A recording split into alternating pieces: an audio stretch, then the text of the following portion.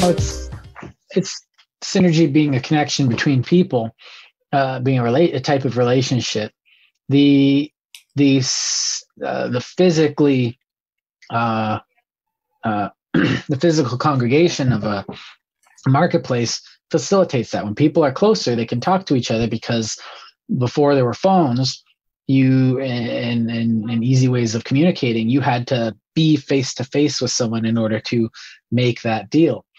Mm-hmm. And that facilitated, so you had marketplaces where you would have people with their papers representing what they had in their warehouse, which was close, because if it's too far away, it's not worth it, because distance is in itself part of the equation. So marketplaces became right. And then cities grew up around these, especially in places like northern Italy, where you have Florence, Bologna, Venice, and the Milan, Genoa, these trading towns, which grew around these marketplaces and became centers of trade, because people can't just, well, now we have the internet, which is a kind of a virtual center of trade, but it represents the same thing, because we need a place to bring people together in order for them to do that work. And it sounds simple, but this is a simple thing.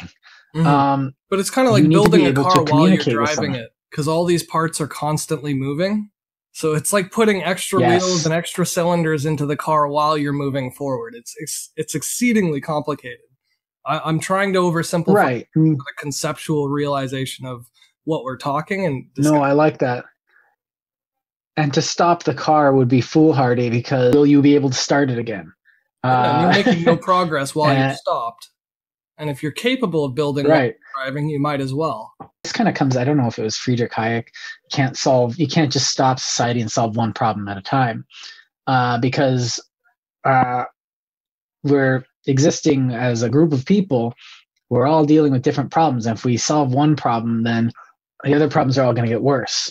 So, you stop the car and fix the tires, but now the engine doesn't work, and now you have two problems. Yeah, so, and generally our resolutions create more problems.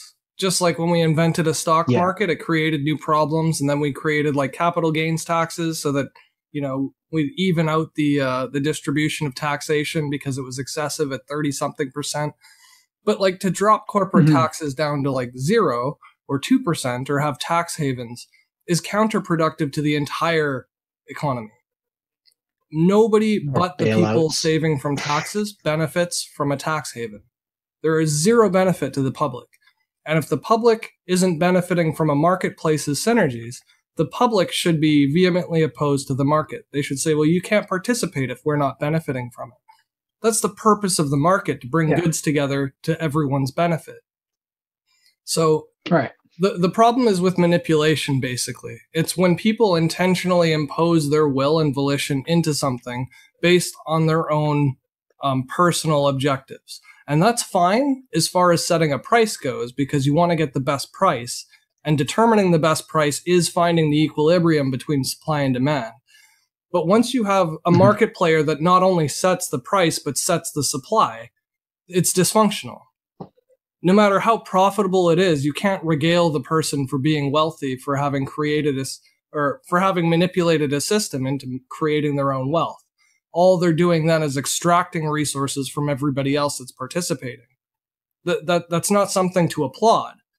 When he who shall not be named is proud of not paying taxes because he's a businessman, no businessman is a good businessman if you don't pay taxes.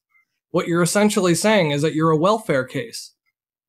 Like, you should not be proud of taking money from everybody else to get rich.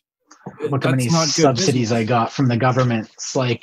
It's just welfare for a business. Yeah, but you can be proud of being a farmer who receives subsidies because you're feeding the country. You've earned that subsidy. You're providing a national benefit and a security blanket for the entire population. You deserve it. You earn it.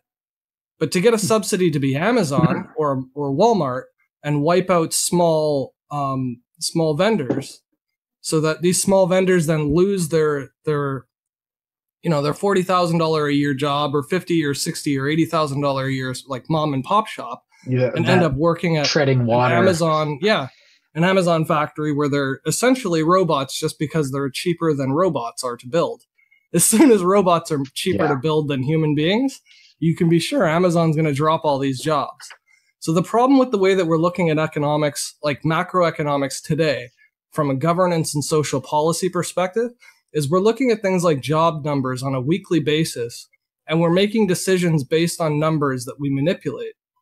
Those jobs numbers aren't relative to good jobs. You can have 2 part-time jobs for one person, and that's a double in the number of jobs.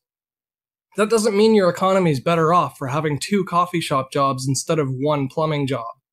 The economy is much better off when you're a sustainable, stable plumber, not an Uber driver on the weekends because you can't afford tuition.